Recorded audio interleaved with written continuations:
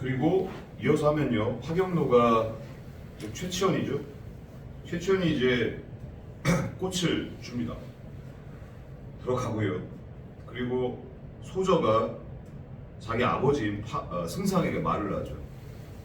물건을 알아낼 수 있다. 그죠? 그러니까 문제 상황을 해결하는 장면입니다. 네? 소저가 뭐라고 합니까? 계속 설득을 합니다. 문제는 승상이 파경로를 굴러 구슬리며 말을 하죠. 자, 물건 알아낸다면 네 뜻을 이루어주겠다라고 했더니 거절을 하죠. 튕기는 겁니다. 아니, 상을 준다고 한들 어찌 시를 찢겠습니까? 소저가 이 말을 듣고 승상에 말했다. 자, 제가 살고 싶고 죽기 싫은 것이 인지상정이다. 옛날에 어떤 이가 사형당했을 때 그에게 네가 만약 시를 짓는다면 내가 마땅히 상을 주겠다고 했습니다. 그 사람은 무식한 이였으나 그 명을 따랐습니다. 하물며 파경로는 문학이 넉넉히 시를 지을 수 있지만 밑줄쳐 거짓으로 못하는 차고 있습니다. 밑줄쳐. 지금 아버님께서 그를 겁박하시면 어찌 삶을 좋아하고 죽음을 싫어하는 마음이 없어 복종치 않겠습니까? 승상이 그럴듯하다 여기고 파경로를 불렀다고 했습니다. 자, 2번 틀린 사람들 잘 보세요. 2번 적절하지 않은 겁니다.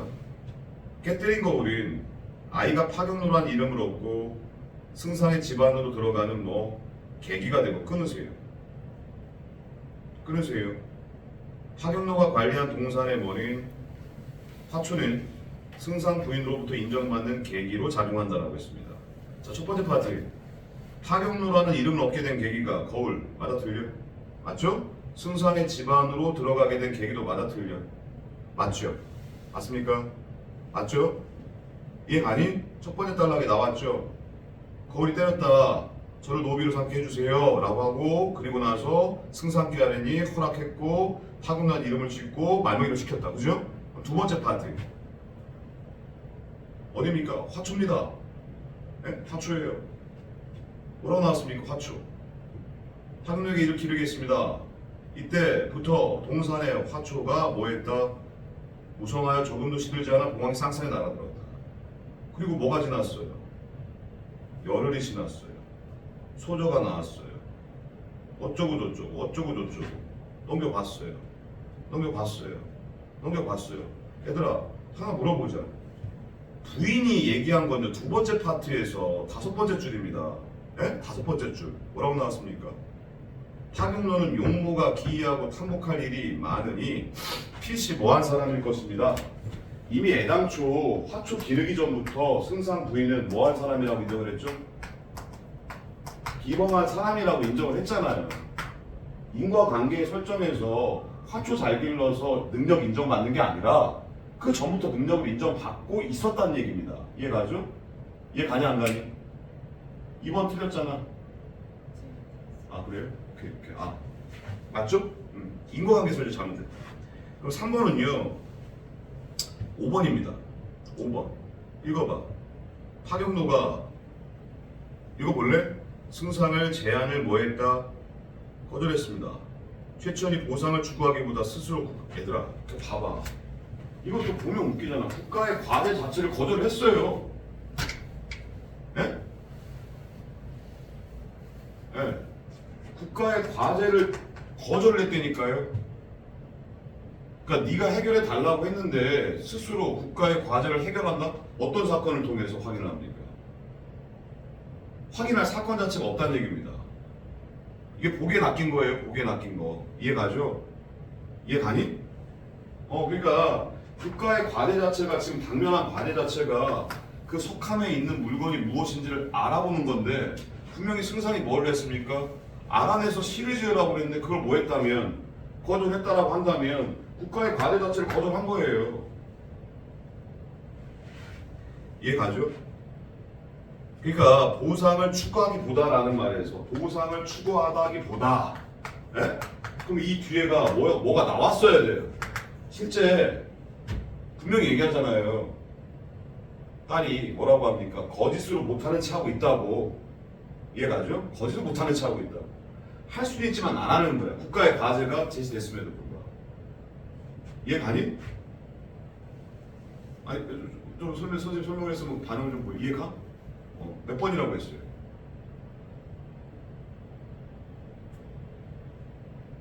네? 자, 아니, 틀린 걸 아까 몇 번이라고 해서 틀렸는지를 말해버리니까.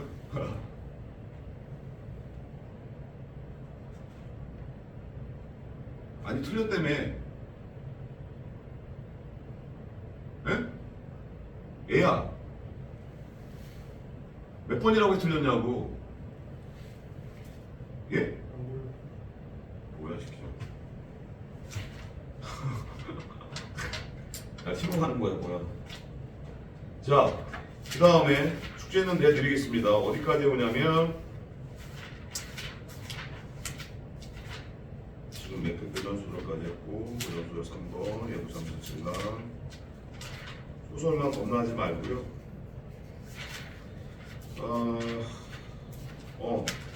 일단 다 푸세요. 소설은 다 푸시고요. 오케이? 소설은 다 풀고 극문화가 사실 많이 나오는 단어는 아니고요. 그 뒤에 사실 복합갈래 요게 더 많이 나오죠. 숙제는요. 극문화 파트를 일단 끝내야 되니까 극문화 파트는 간단합니다. 많지도 않아요. 많지 않으니까 넘어가시고 같이 풀고요. 그다음 복합 지문으로 넘어오셔가지고 평론 작품 있죠? 여기에서 자 몇 페이지까지 오냐면 복합 1까지 오세요. 복합 1, 저 151페이지까지네요. 오케이? 151페이지까지 복합 지문 자체는 분독하시는 거 잊지 마시고요. 복합 지문 자체는 151페이지까지 숙제로 해 오세요. 오케이? 자, 그 다음에 비문학 보겠습니다. 비문학. 선생님이 그때 해오라고 했던 작품도 있습니다. 네, 수능 작품 위주로 하라고 했죠. 자, 여기 보시면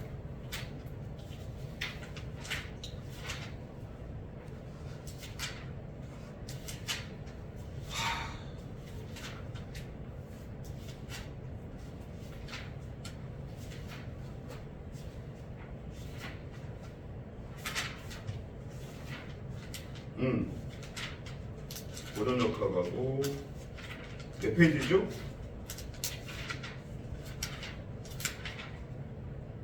그때 고용을 했고 쭉 넘어가서 선생님이 모의고사 말고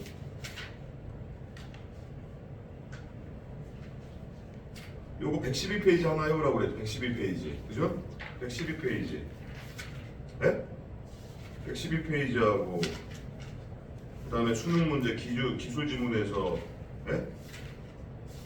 그거 하나 해보라고 했고 영상 기술하고 네? 몇 페이지 해보라고 그랬죠 선생님이? 그때 수능 지문 몇 개 있었는데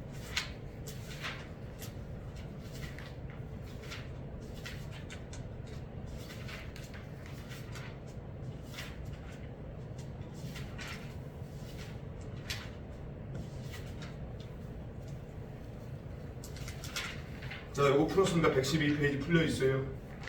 112페이지.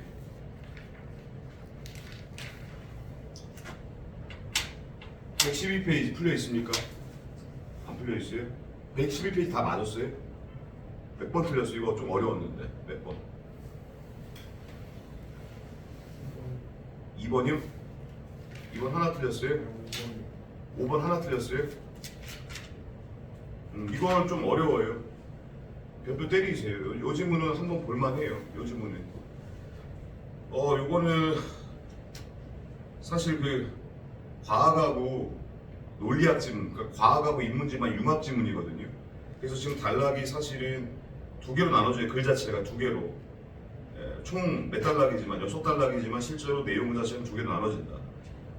실제 1번, 2번, 3번, 4번, 여기 5번까지 보면 전부 다 정보확인 문제고 사례 적용하는 문제가 이제 2번 문제랑 5번 문제 두 문제가 껴 있습니다. 그리고 실제로 4번 문제도 그렇게 쉽지는 않았던 문장이고요. 이렇게 단락별로 풀어가는 연습 한번 해보겠습니다. 첫 번째 달라.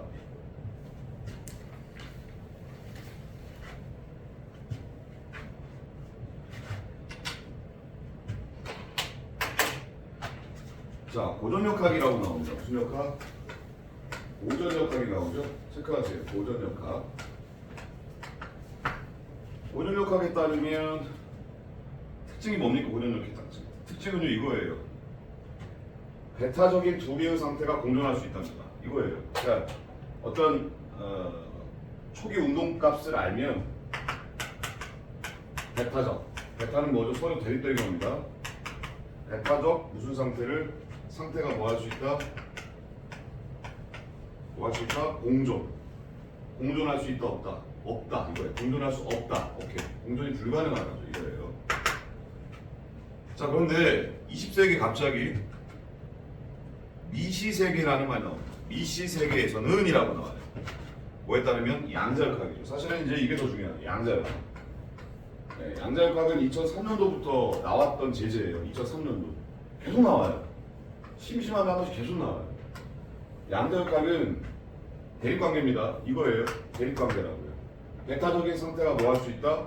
공존할 수 있는데 전제 조건이 뭐냐면 미시세계라는 말이 나와요. 미시세계. 아주 작은 세계죠.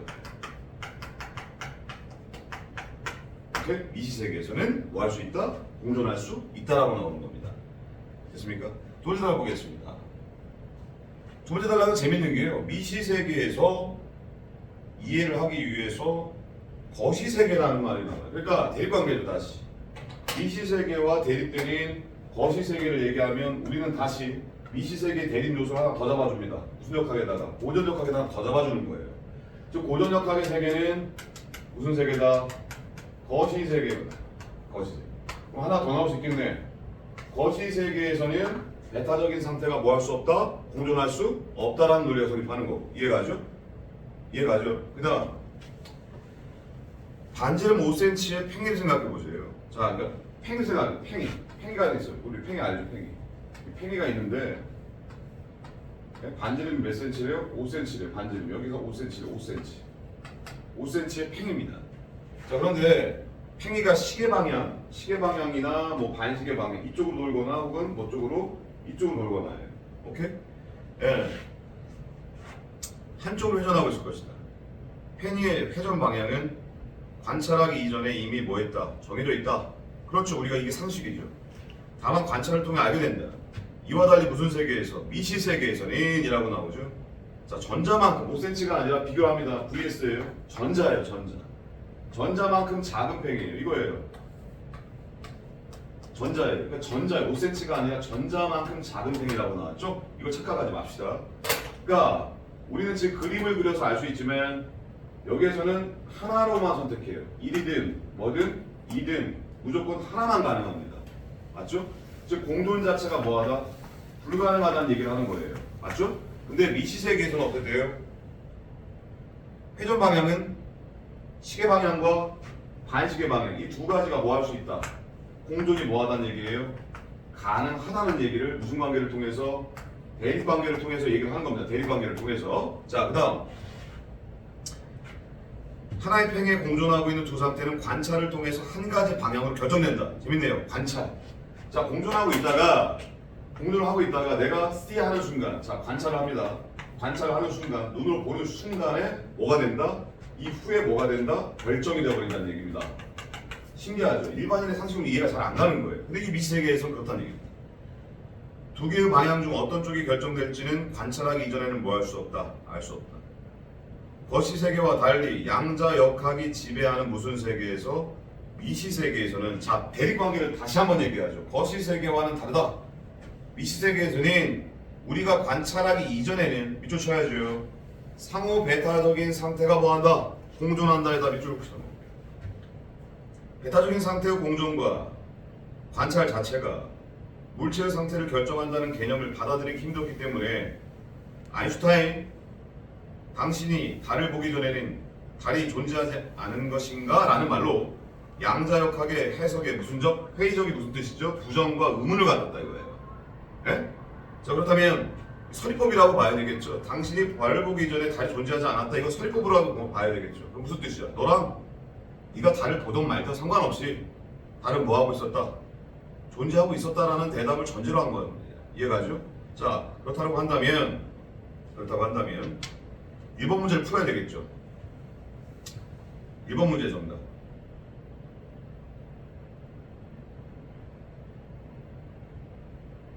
몇 번일까요? 3번이겠죠. 달은 관찰 여부와 상관없이 뭐함으로? 존재함으로. 그죠? 누군가 달을 관찰하기 이전에도 뭐한다? 존재한다라는 내용이 가장 타당합니다. 맞죠? 그리고 나서 우리는 곧바로 그 다음 단락 갑니다. 그 다음 단락. 최근에는 상호 배타적인 상태의 공존을 뭐함으로써 적용함으로써 초고속 연산을 수행하는 무슨 컴퓨터? 양자 컴퓨터. 자, 문제의 정답이 나왔잖아요. 그러니까 또다시 문제를 끌어낸 겁니다. 이제는 무슨 컴퓨터로 갑니까? 양자 컴퓨터로 갑니다. 그리고 우리는 자연스럽게 문제 2번 문제에서 물어보겠구나. 근데 역시 양자 컴퓨터 역시 똑같습니다. 내용 이어져요. 배타적인 상태의 공존, 미시세계의 원리를 적용시키는 겁니다. 이는 양자 역학에서 말하는 상호 배타적인 상태의 공존이 밑줄 공존이 상호 배타적인 상태의 공존이 현실에서 뭐 할 수 있다? 실현될 수 있다. 미시세계에 대한 이러한 연구 성과는 거세계에 대해 우리가 자연스럽게 지니게 된 상식적인 생각들의 근본적인 의문을 뭐한다? 던진다. 이와 비슷한 의문은 뭐에서도 논리학에서 볼 수 있다면서 단락이 바뀝니다. 그럼 여기에서 뭔가 하나 더 내고 가겠다는 뜻이니까 오케이? 2번 문제를 보면요. 보기에 양자 컴퓨터와 일반 컴퓨터의 이해한 내용으로 적절한가? 오케이? 보기 보겠습니다. 양자 컴퓨터는 여러 개의 이진수들을 단 한 번에 처리한다. 그렇죠? 한 번에 처리한대요.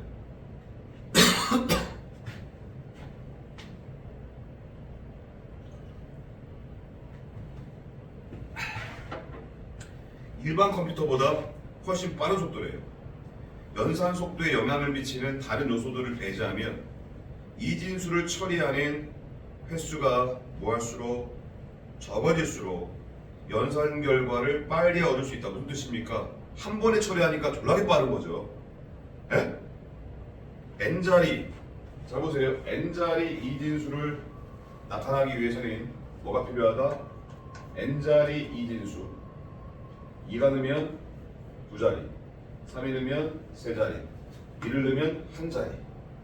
그죠? 이런 식으로 이진수를 나타내기 위해서는 몇 비트? n비트라고 했으면 1자리 1비트, 2자리 2비트, 3자리 3비트가 되는 거예요. 맞죠? 똑같은 n이니까. 맞죠? 자, 그 다음 n자리 이진수는 모두 몇 개가 존재한다? 이 n개가 존재한대요. n자리 이진수, 그러니까 2, 1승 이런 식으로 가면 되는 거 아닙니까? 2의 몇 승? 2승 이런 식으로. 맞죠? 2의 몇 승? 3승 이런 식으로. 네. 이런 식으로 2n 동그라미 치세요. 이걸 잘 보세요. 2n 3승 2n을 잘 보라고. 2n n자리가 들어가는 거야. 그러니까 이 n 자리 이진수를 나타내기 위해서 이 n 비트가 필요한가요? 네? 자, 보겠습니다. 일반 컴퓨터는 한 개의 비트에 0과 1 중 하나만을 다룰 수 있다. 두 자리 진수 00, 01, 10, 11을 2비트를 이용하여 연산할 때 몇 번에 걸쳐? 4번에 걸쳐 밑줄 치고. 이건 일반 컴퓨터.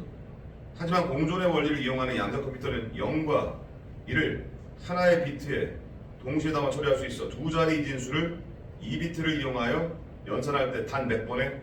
한 번에 밑줄 치고.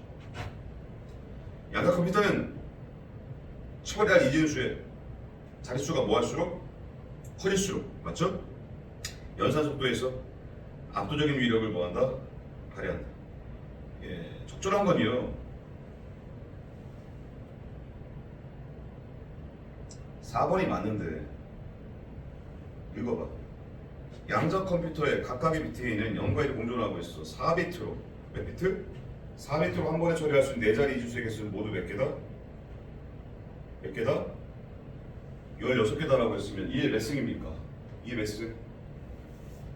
이게 몇 승? 4비트로 하는데 이게 몇 승? 그렇지. 맞잖아. 이게 4승.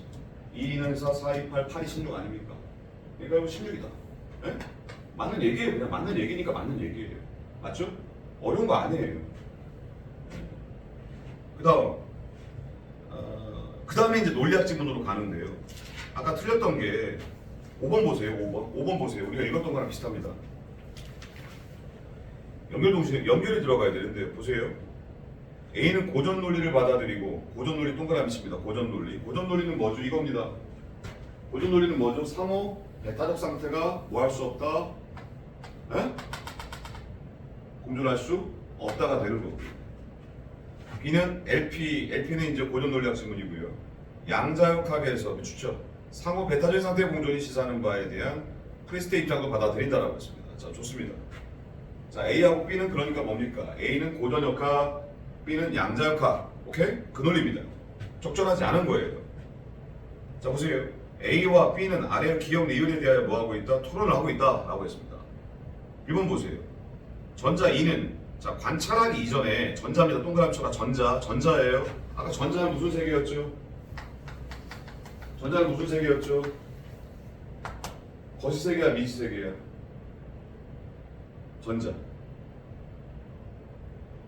전자는 무슨 세계였죠? 미시세계잖아. 겁나 작은 거잖아요. 저거는 미시세계. 전자 2는 관찰하기 이전에 S와 무슨 상태에 있다? 베타적인 상태에 있다. 자, 그러니까 기억과 니은은 미시세계에서는 뭐 할 수 있습니까? 공존할 수 있잖아요. 자, 디귿은 반지름 5cm입니다. 뭐라고요? 반지름 5cm는 무슨 세계죠? 거시세계입니다. 맞죠? 거시세계예요. 반지름 5cm 팽이가 시계 방향으로 회전하고요. 반지름 5cm 팽이가 반시계 방향으로 회전한다라고 했습니다. 자, 거시세계에서는 베타적인 상태가 뭐 할 수 없다? 공존할 수 없답니다. 적절하지 않은 게 5번인데요. 읽어보세요. B가 누굽니까? 양자역학을 받아들인 사람입니다. 오케이? B는 읽어봐. 누구와 달리? A와 달리, 즉 고전역학을 받아들인 사람과 달리라는 말이 들어가죠. 리을 반지름 5cm 팽이가 반시계 방향으로 회전한다가 뭐가 아니라면, 참이 아니라면, 뭐가 아니라면? 참이 아니라면 참인동시에 뭐다? 거짓이라고 주장할 것이다. 얘들아, 물어봅시다. 참인동시에 거짓이라는 말은 배타적인 상태가 참이면서도 뭐다? 거짓이라는 것은 배타적인 두 상태가 뭐 할 수 있다는 얘기죠? 공존할 수 있다는 얘기인데, 문제는 지금 우리가 바라보고 있는 팽이 5cm짜리는요 무슨 세계야? 거시세계란 말입니다. understand? 아까 얘기했잖아요. 거시세계에서는 배타적인 두 상태가 공존할 수 없어요. 하지만 무슨 세계에서는? 미시세계에서는 배타적인 두 상태가 뭐 할 수 있다? 공존할 수 있답니다. 그러므로 고전역학이 아니라 양자역학 자체라 하더라도 양자역학 자체가 전제하고 있는 세계는 무슨 세계다? 미시세계이므로, 맞죠? 팽이 5cm가 의미하고 있는 거시세계의 논리에다가 미시세계의 논리를 적용하는 건 옳지 않다라는 거죠. 이해가 아니? 그래서 정답이 몇 번이 된다? 5번이 되는 겁니다. 그러니까 우리가 여기에서 이 지문에서 확인해야 될 건 뭐냐면, 양자역학을 주장하는 미시세계를 주장하는, 미시세계에서 양자역학이 적용될 수 있다고 주장하는 사람들이 거시세계에서도 양자역학의 논리를 적용할 수 있냐? 이게 확인이 돼야 되는데, 이미 우리가 읽었던 첫 번째 단락에서부터, 몇 번째 단락? 첫 번째 단락에서는 뭐라고 나오죠? 첫 번째 단락, 미시세계에서는이에요. 뭐라고요? 미시세계에서는이라고요. 이 말은 뭐죠? 보조사가 들어갔잖아요. 거시세계는 안 되는데 미시세계에서는 뭐다? 가능하다. 이해가죠? 그러니까 예를 들면 이런 거지. 봐. 이 학원에서는 수업 시간에 하이즈는 예를 들자면 이런 거야. 하이즈는 수업 시간에 핸드폰을 보는 것이 금지되어 있다. 오케이. 하지만 우리 학원에서는 가능하다. 라는 말. 이해가죠? 거시세계에서는 안 되는데 미시세계에서는 뭐 한다? 된다.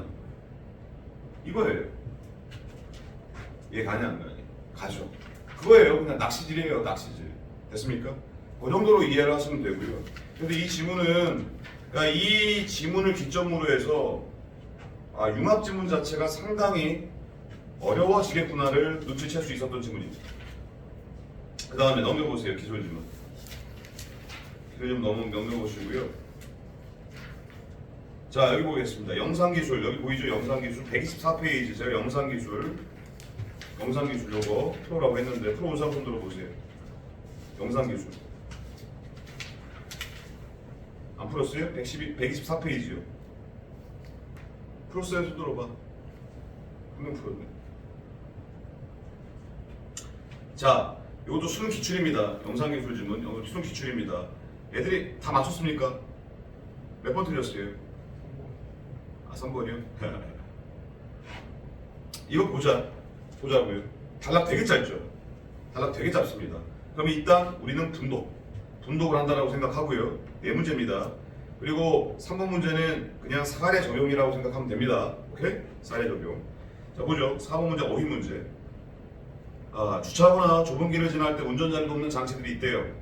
이 중 차량 전후 좌우에 장착된 카메라로 촬영한 영상을 이용하여 차량 주위 360도 상황을 위에서 내려다본 것 같은 영상을 만들어 차 아래 모니터를 통해 운전자에게 제공하는 장치. 이거 뭐 어라운드 뷰라고도 하는데요. 예. 혹시 집에 부모님이 차 운전하실 때 이런 거 본 사람 없니? 없어? 못 봤어요? 카메라가 이렇게 다 비춰주는 거. 예. 먼저 그러니까 1번 문제 끊어가세요.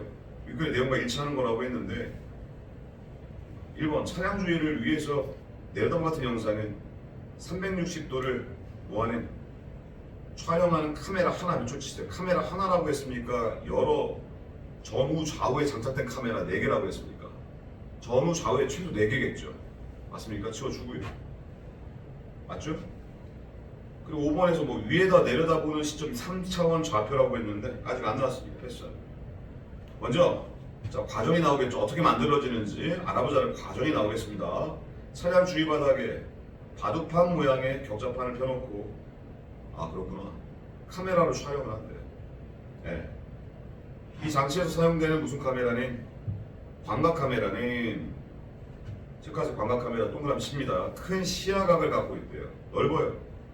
사각지대가 주로 있어. 사각지대 안 보이는 데입니다. 빛이 렌즈를 지날 때 렌즈 고유의 곡률로 인해 영상이 중심부는 뭐하고 볼록하고 중심부에서 멀어질수록 더 뭐한다? 휘어지는 현상.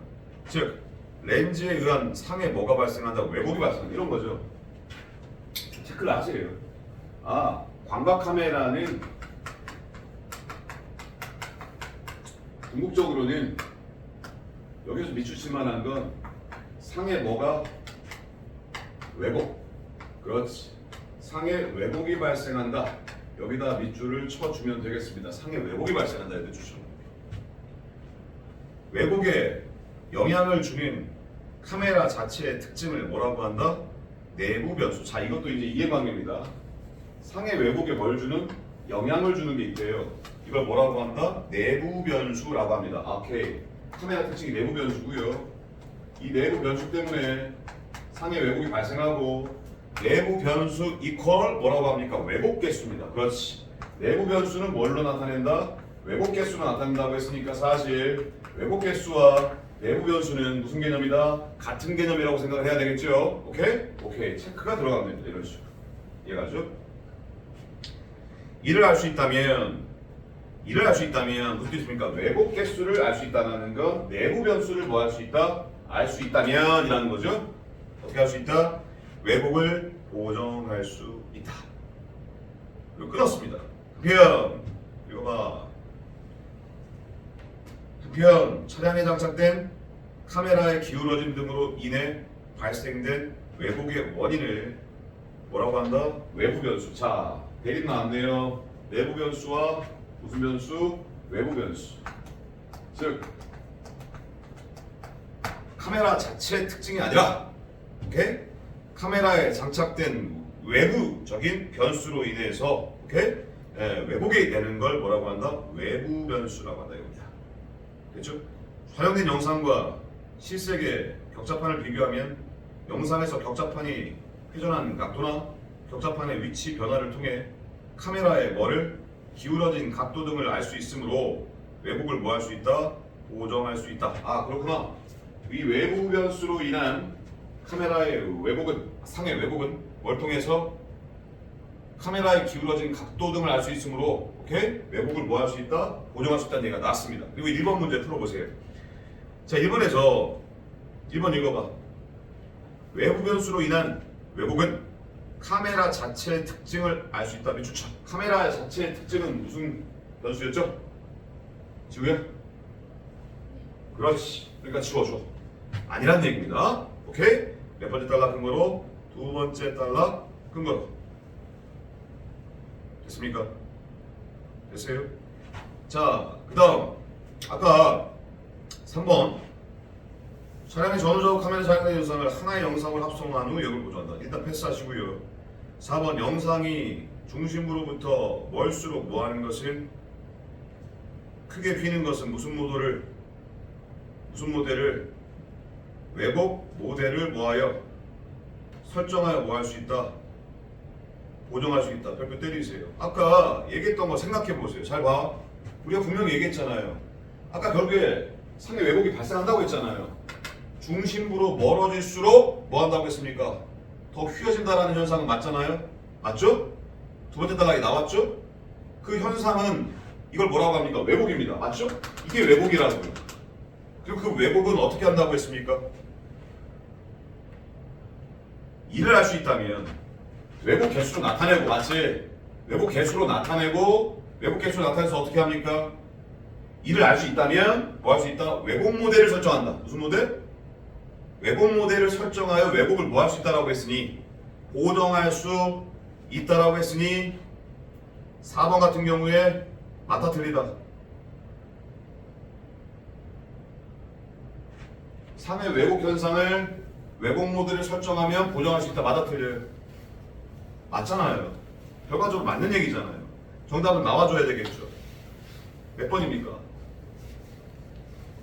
4번이 정답이에요. 됐습니까?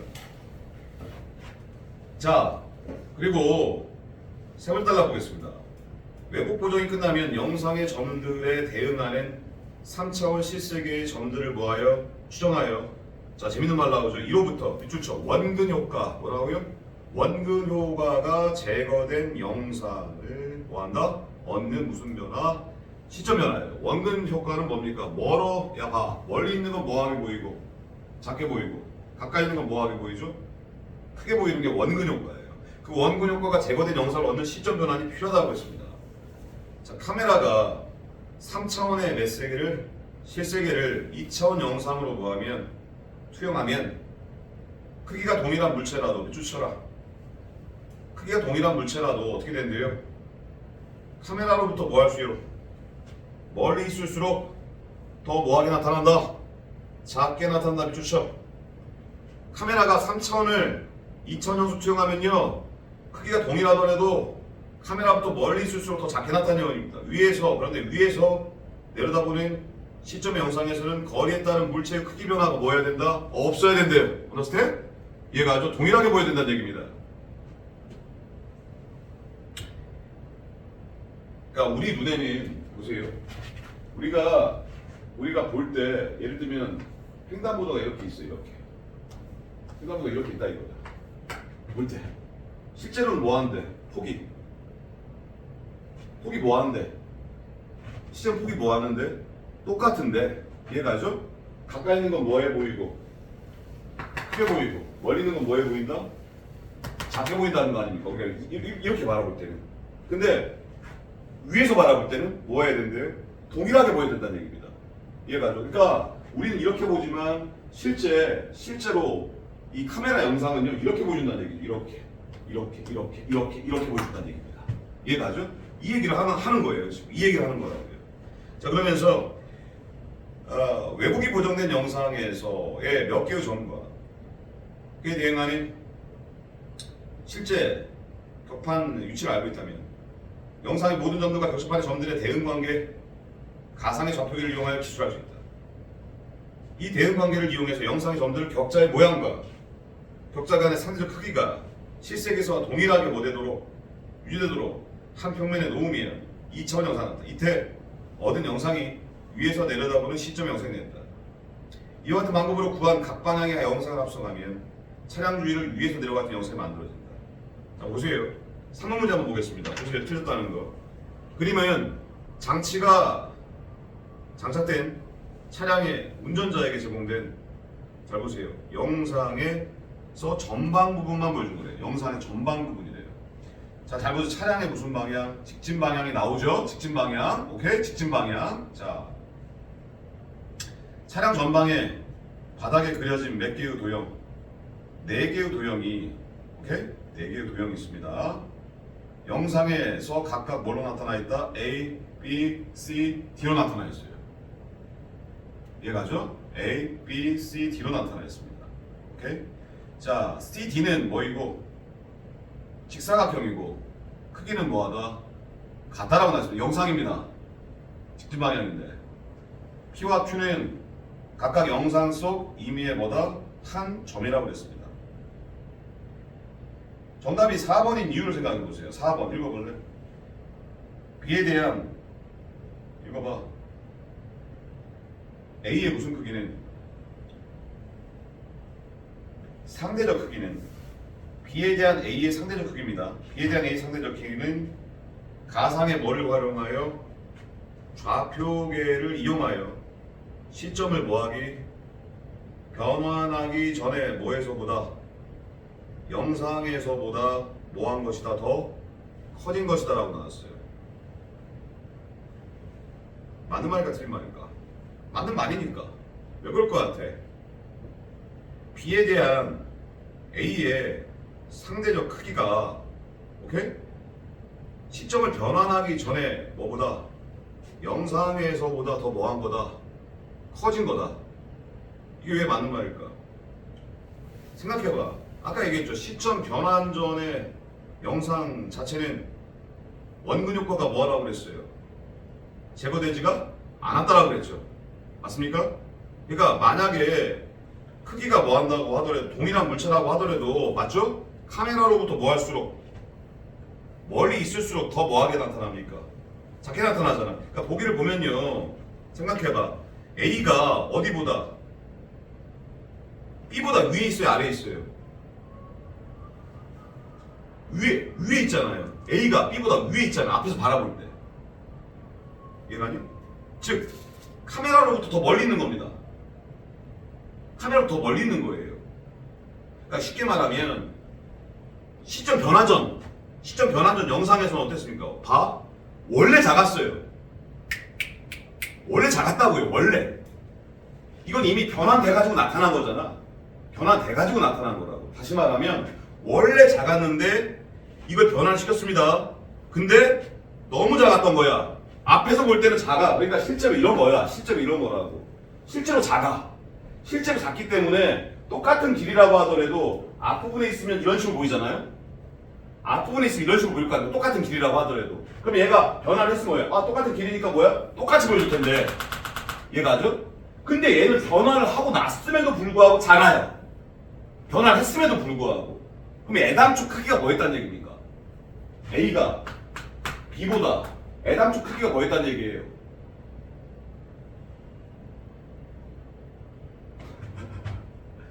말해봐.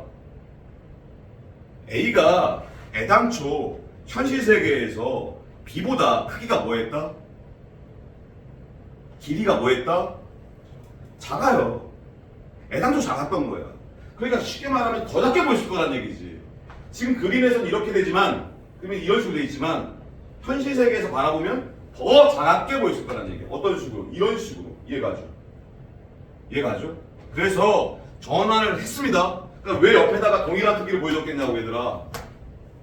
얘 옆에다가 왜 이 직사각형을 놓고 왜 얘랑 비교를 하게 했겠냐 이거야. 얘는 원근 효과가 제거된 겁니다. 맞죠? 얘도 무슨 효과가? 원근 효과가 제거된 거예요. 맞죠? 그러니까 쉽게 말하면 얘는 현실 세계에서는 어떻게 보여야 됩니까? 앞쪽에 있는 건 뭐하고? 크고 뒤쪽에 있는 게 뭐 해야 돼? 작아 보여야 되니까 아마 현실 세계에 이런 식으로 보였을 거라는 얘기죠. 이런 식으로. 이런 식으로. 얘가 아주 사실 이런 식으로 보였어야 정상이라는 얘기예요. 맞죠? 근데 얘는 아마 현실 세계에서는 이거보다 훨씬 더 뭐였을 거야? 작았을 거야. 이런 식으로. 근데 전환하고 났더니 뭐예요? 얘가 커졌죠? 왜? 크기가 뭐하니까? 동일하니까. 이해가 가죠? 근데 얘는 변화를 시켜줘야 된단 말이야. 얘 비율에 맞춰가지고. 그러니까 뭐야? 원래보다는 뭐하는 비율로? 커진 비율로 나온 거란 얘기예요. 이해가 가죠? 작게 보이는 걸 동일한 물체의 크기를 작게 보이는 걸 평면으로 바꿔서 크게 만들었다. 똑같아. 현실 세계에서 작게 보이는 걸 동일한 크기로 크게 만들었다는 얘기입니다. 이해가죠? 그러므로 우리가 보는 그림에 나와 있는 A의 그림은 맞죠? 상대적 크기를 고려해가지고 작은 걸 뭐 한 겁니까? 키운 거예요. 언더스탠? 그런 맥락에서 4번 이해가죠? 영상에서보다 더 뭐 한 것이다? 커진 것이다 라는 말은 맥락상 맞다. 이해 갑니까 안 갑니까? 가죠. 좋습니다. 자, 그 다음 숙제 내드리겠습니다. 얘네들은 수능 지문이 별로 없어. 수능 지문이 별로 없어 이렇게. 수능 지문이. 글쎄요. 여기